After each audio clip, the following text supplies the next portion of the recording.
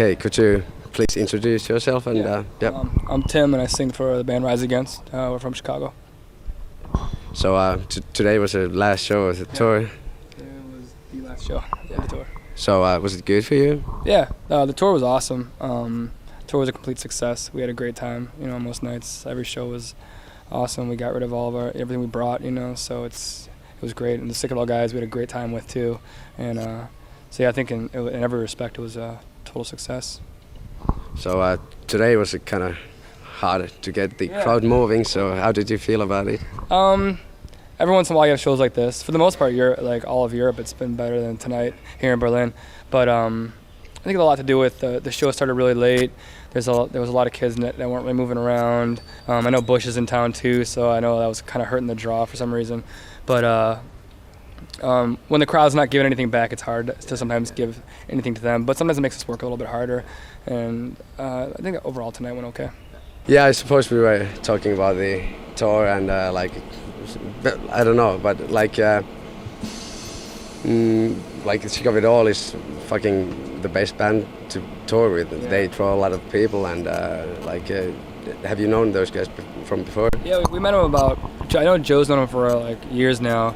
I met him maybe a year ago on the Snow Jam tour throughout Canada, and I've kind of ran into them a couple times, here and there over the last year. And we've just talked about touring, but never really said anything for sure. And then finally, they were planning the Europe tour, and they called us, so we were more than happy to come with them, definitely. So we were right in the middle of our tour's strife in the business in the States, and so we had to cancel half of those shows and come here instead, which has been a lot of fun. So what did you guys do before signing on Fatback? Was it like a new band that just got lucky with their deal? We're a totally new band. All of us had played in bands before though. Like Joe played in Idiot Fingers Louie for many years, and then I played in bands, and I was actually in school at the time too.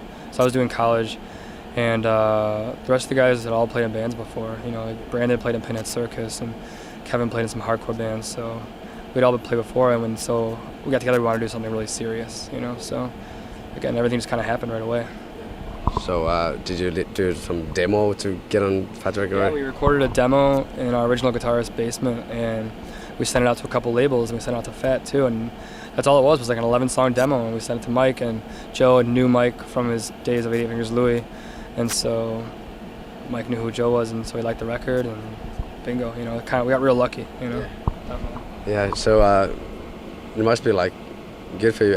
Do you make a living of this nowadays? You guys are young, so it's we don't quite make a living. We almost make a living. You know what I mean? We pay our bills. It's like all of our tours pay for themselves, and so we're not losing money at all. And we make a little bit of money, but we've only been around. Our record came out last year, so we've only really been in the public eye for a year. So it's been but it's definitely. Already at this point, we're already starting to make a little bit of a living, so we could pay our bills basically. So, is there any plans for the next album? Yeah, definitely. We planned a long time ago to do another record, but our tours have just happened, back to back, one after another, and so we haven't had time in between tours to write a record or even bother to record. So, we're doing one more tour after this. We're gonna go out with Strung Out and Poison the Well in America for about 5 weeks, and then when we get back from that, we're taking a break. And we're going to write our record. Yeah, you seem to be playing with quite a different bands. Like Poison the Well is total metal, and Strung Out is a bit like you guys, and then Strife and Business aren't anything like you guys. So we like each other, and we've already toured with NoFX. We went out with Agnostic Front. We toured with Boy Sets Fire. We toured with the Mad Caddies for a ska band, but that went great. We toured with AFI twice. We toured with Death by Stereo. So many bands, Lawrence Arms. We've been on just number of different bills, but every time we think that it's going to be bad, it works out, So do you because this was first time for you in Europe, was it like you expected?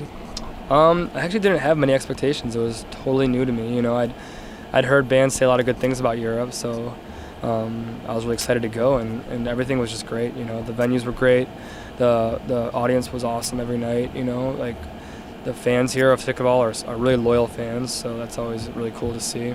And just seeing the sights of Europe, it's been really cool. So your stuff has gone through well to those kids who like a bit rougher stuff? your stuff went through well. Yeah, it went out all right. Yeah, even the heavy stuff, and like we have heavy songs, we have melodic songs, so we got a little bit of everything. So Yeah, I was really surprised to see you guys on stage because looking at the CD, I didn't recognize any of you. Oh, really? So who are the guys on the CD? there's just one different guy. There's the guy, our old guitarist with the long hair. He doesn't play with us anymore, and Kevin plays with us. So Just like photos are so different. yeah, exactly. And I'm sure I'm wearing a hat in that CD too. So it's like you wouldn't know. You guys definitely looked older. Oh really? Yeah. In the CD? Yeah. Oh really? I think so. Interesting. Yeah. We're all kids. So how old are you guys? I'm 23, and so is Kevin and Brandon, and Joe's about 27. So how do you feel like about today? Like there's George Bush is in a city and there's a lot of demonstrations and stuff. Like did it affect you guys coming here? Like did you have any trouble? No, we didn't have any trouble. It's definitely crazy to see, because we get Bush, on our level, on America level. So I never been in another country where Bush is visiting. So it's interesting, and it's interesting to hear like how people feel about it. And in general, people feel the same way here as people in America do. Like everyone's kind of generally disapproving, of Bush. He's a really easy target, and he makes himself an easy target. So it's definitely it makes you very aware of it makes you very aware outside of America what's going on. Like you hear about news worldwide, but you don't, it doesn't really register. But then you come to a country where it's happening. Like we saw Palestinian and Israeli protests in London when we were there. So it's like it's very interesting to see like everything firsthand. So how do you feel about the things happening around the world at the moment? Like it's really crazy. Yeah, it's definitely really crazy. It seems like everything's kind of swelling right now. And it's a pretty scary time. But at the same time, I try not to let it like interfere with like my own life. You know what I mean? Because the reality is that there's only so much. That these things that happen over my head. That I'm not involved in at all.